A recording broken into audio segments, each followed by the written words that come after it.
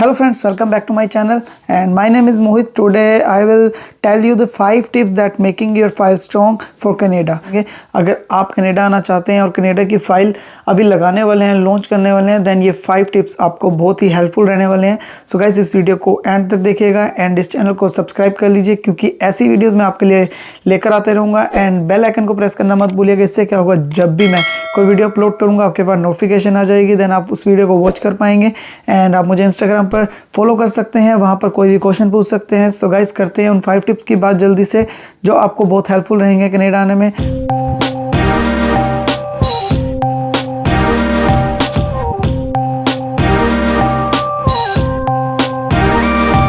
So yes guys, आज हम 5 tips की बात करने वाले हैं जिससे आपके वीज़ा चांसेस बहुत इंक्रीज़ हो जाएंगे. सो इस वीडियो को एंड तक देखिएगा एंड साथ ही साथ इनको नोट कर लीजिए अपने पास. सो फर्स्ट पॉइंट की बात करते हैं. सबसे पहले फर्स्ट पॉइंट है स्टेटमेंट ऑफ पर्पस. सो आपको ये जॉब बहुत ही ज़रूरी है. लाइक SOP, क्योंकि क्या होता है कि जब 12th के स्टूडेंट्स फाइल्स अप्लाई कर रहे होते हैं एंड उनके आइल्स में बैंड जब अच्छे आ जाते हैं एंड उनकी जो फाइल है वो बहुत ही स्ट्रॉन्ग होती है क्योंकि उनका कोई गैप ईयर नहीं होता एंड कोई रीज़न नहीं होता रिफ्यूज़ल का. सो क्या होता है कि कुछ एजेंट्स होते हैं जो उन्हें बोल देते हैं कि आपको SOP की ज़रूरत नहीं है. सो गाइज मेरे अकॉर्डिंग आप ये गलती कभी मत कीजिएगा कि आप अपनी फाइल में SOP मत लगाइए. सो अगर आपके वीज़ा चांसेस आप इंक्रीज़ करना चाहते हैं तो SOP आपको अपनी फाइल में ज़रूर लगानी है क्योंकि आप SOP में ही एक्सप्लेन करेंगे कि आपका जो कोर्स है वो रेलिवेंट है एंड आप SOP में ही एक्सप्लेन करेंगे कि मैं सिर्फ कनाडा स्टडी के लिए आना चाहता हूँ एंड स्टडी के बाद मैं वापस आ जाऊँगा. एंड अपने फाइनेंशियल्स को भी आप अपनी SOP में ही दिखाएंगे. सो आपको 12th के बाद जो आपके अपनी फाइल स्ट्रॉन्ग करनी है कनाडा के लिए आपको SOP जरूर लगानी है. आपको किसी की बातों में नहीं आना है.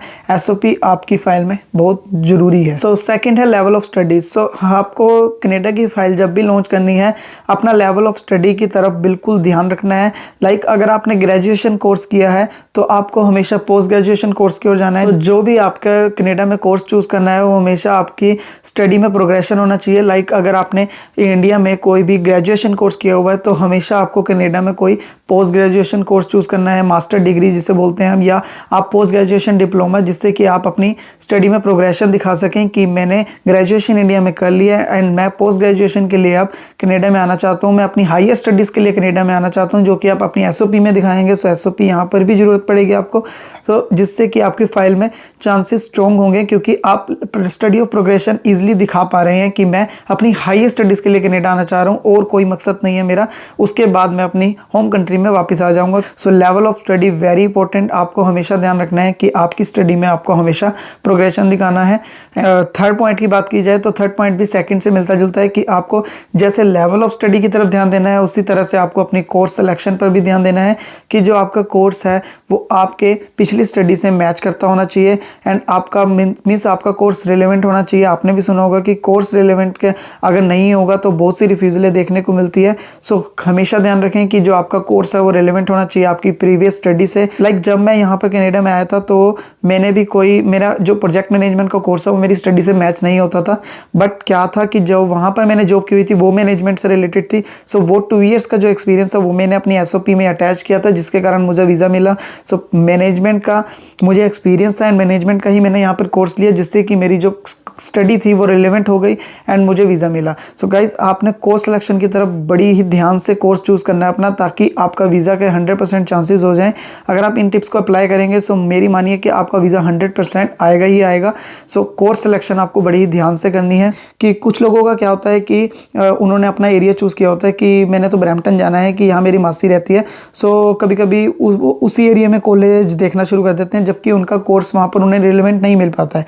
सो आपको ऐसा कुछ नहीं देखना है, आपको एरिया नहीं देखना है, आपको कॉलेज चूज़ नहीं करना है. सबसे पहले आपको अपना कोर्स है जो वो आपकी प्रीवियस स्टडी से रिलेवेंट होना चाहिए अपने वीज़ा चांसेस इंक्रीज करने के लिए. 4 टिप है कि आपको अपनी फाइल SDS में लगानी चाहिए नॉन SDS में. बट ध्यान रखिए कि अगर आपकी फाइल में कोई भी वीक पॉइंट है या गैप ईयर है सो जिसे आप शो नहीं कर पा रहे हो, आप कवर नहीं कर पा रहे हो, ऐसी कोई वीकनेस, सो आपको हमेशा अपनी फाइल SDS कैटेगरी में लगाना चाहिए.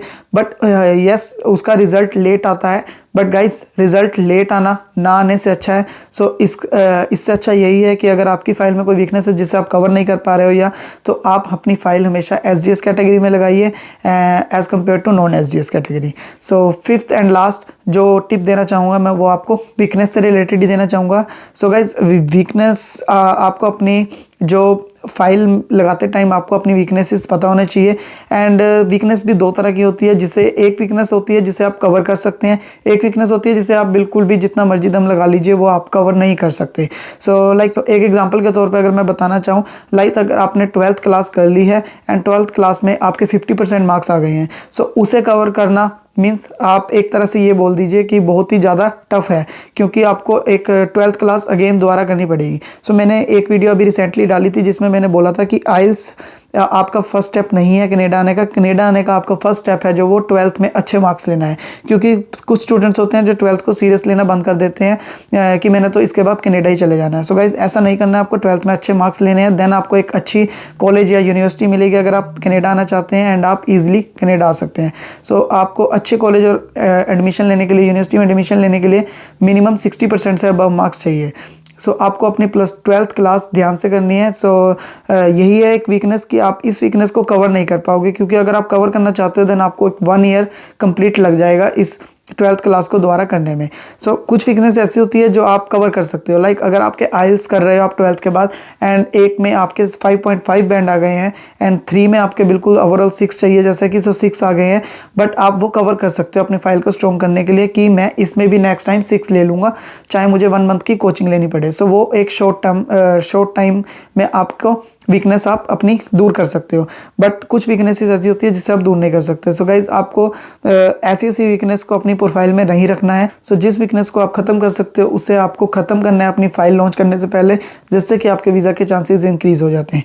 सो गाइज यही थे 5 टिप्स। सो इन 5 टिप्स को अप्लाई करने के बाद आपके वीज़ा चांसेस बिल्कुल बढ़ जाएंगे। सो आप इन 5 टिप्स को याद रखिएगा अपनी फाइल लॉन्च करते time. So thank you guys for watching this video and don't forget to follow me on Instagram as well as subscribe my channel on YouTube and press the bell icon. If you have any question you can DM me and comment below. So thank you guys for watching.